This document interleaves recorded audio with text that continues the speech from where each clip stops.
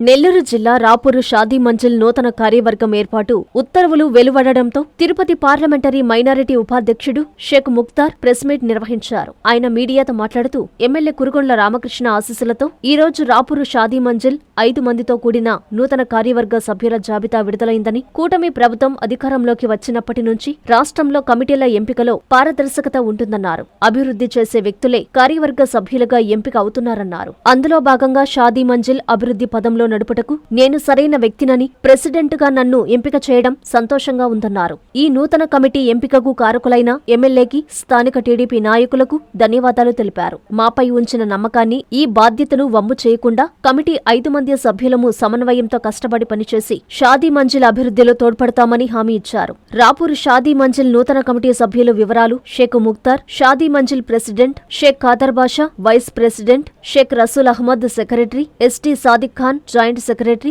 SK Basi treasurer. ఈ కార్యక్రమంలో ముస్లిం నాయకులు పాల్గొన్నారు. ఈరోజు ఆంధ్రప్రదేశ్ రాష్ట్రంలో కూటమి ప్రభుత్వం వచ్చిన తర్వాత రాష్ట్రంలో, జిల్లాల్లో, గ్రామస్థాయి నుంచి ప్రతి ఒక్క కమిటీ తెలుగుదేశం పార్టీ శాసనసభ్యులు సమక్షంలో, తెలుగుదేశం పార్టీ కుటుంబ సభ్యుల సమక్షంలో కమిటీ ఏర్పాటు చేసిన తర్వాత దాని అభివృద్ధి, దాని సంక్షేమం, ప్రజలకు అవసరమైన ఫలితాలు దక్కాలనే ఉద్దేశంతో ఈరోజు కూటమి ప్రభుత్వం పనిచేస్తుంది. మన ఆంధ్రప్రదేశ్ రాష్ట్ర ముఖ్యమంత్రి, జాతీయ పార్టీ అధ్యక్షులు శ్రీ నారా చంద్రబాబు నాయుడు గారు ఆదేశాల మేరకు, అలాగే ఐటీ శాఖ మంత్రులు, విద్యాశాఖ మంత్రులు అయినటువంటి లోకేష్ గారి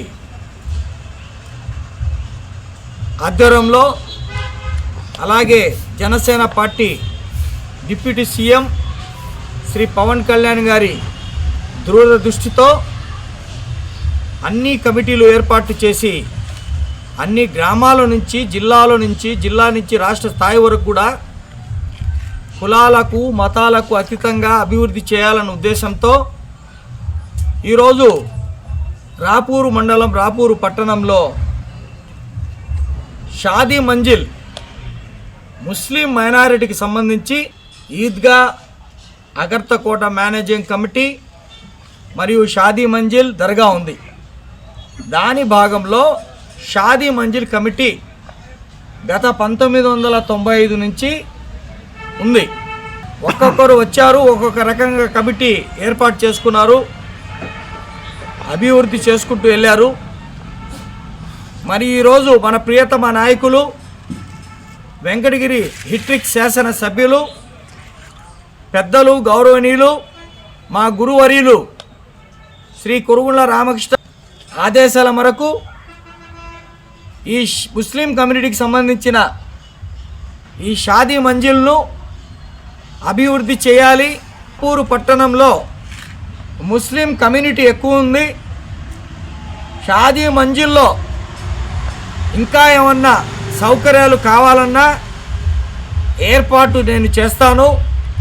దీనికి ఒక కమిటీ ఆధ్వర్యంలో ఈ అన్ని పనులు జరగాలని ఒక నమ్మకంతో, ఒక దృక్బలంతో మా ప్రియతమ నాయకులు శ్రీ కురుగొండ్ల రామకృష్ణ గారు, వెంకటగిరి శాసనసభ్యులు, ఈ కమిటీని మన జిల్లా కలెక్టర్ గారు మరియు DMWO district minority welfare officer తరపున ఈ కమిటీని ఏర్పాటు చేయమని ఆదేశించడం జరిగింది.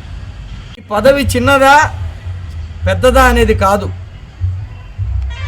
కార్యకర్తలను కలుపుకొని, నాయకుల్ని కలుపుకొని ఈ షాదీ మంజిల్లో అందరి సహకారంతో అభివృద్ధి పనులు చేయాలి, నువ్వైతే సరైన వాడివనే ఉద్దేశంతో ఆయన నా నమ్మకంతో నా మీద ఈ బాధ్యత పెట్టినందుకు తప్పకుండా మా ప్రియతమ నాయకులు కురుగొండ్ల రామకృష్ణ గారి శాసనసభ్యులు ఒక్క మాటను నిలబెడతానని, అలాగే జిల్లా స్థాయిలో, రాష్ట్ర స్థాయిలో నన్ను సహకరించినటువంటి వక్ఫ్ బోర్డ్ చైర్మన్ మన అబ్దుల్ అజీజ్ గారికి, అదే రాష్ట్ర మంత్రి వర్యులు మన ఎంఎన్డి మా ఫరూక్ గారికి, అలాగే మన జిల్లా రారాజు అయినటువంటి జిల్లా కలెక్టర్ వారికి, మళ్ళీ డిస్ట్రిక్ట్ మైనారిటీ సంక్షేమ శాఖ అధికారులకు, అలాగే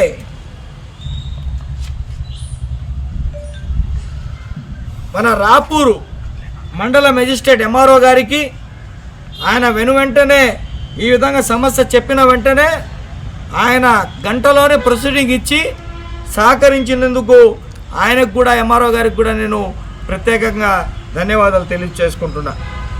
మరి ఈరోజు 1995లో రాపూరు మండలంలో తెలుగుదేశం పార్టీ 1995లో ఎల్లసిరి శ్రీనివాసులరెడ్డి గారు శాసనసభ్యులుగా ఉన్నప్పుడు ఈ యొక్క మంచి కార్యక్రమాన్ని, ఈ యొక్క షాదీ మంజిల్ ఏర్పాటు చేయడం జరిగింది.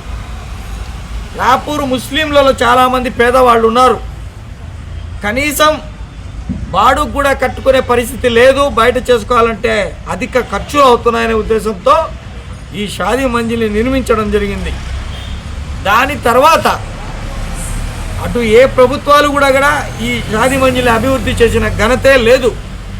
మళ్ళీ మా ప్రీతమ నాయకులు వెంకటగిరి శాసనసభ్యులు గత 2018లో నేను అడిగాను, అన్న 1995లో ఈ షాదీ మంజిల్ నిర్మించడం జరిగింది, వరుడు పెళ్లి కూతురు పెళ్లి కొడుకు గది లేదు, బాత్రూమ్లు సరిగ్గా లేవు అంటే వెంటనే ఏం చేయాలని అడగగానే, అన్న అది నిర్మించాలంటే ఎంత అవుతుందండి, 10 లక్షల రూపాయలు అవుతుందనగానే వారంలోపే దీన్ని శాంక్షన్ చేయడం జరిగింది, దీన్ని నిర్మించడం కూడా జరిగింది.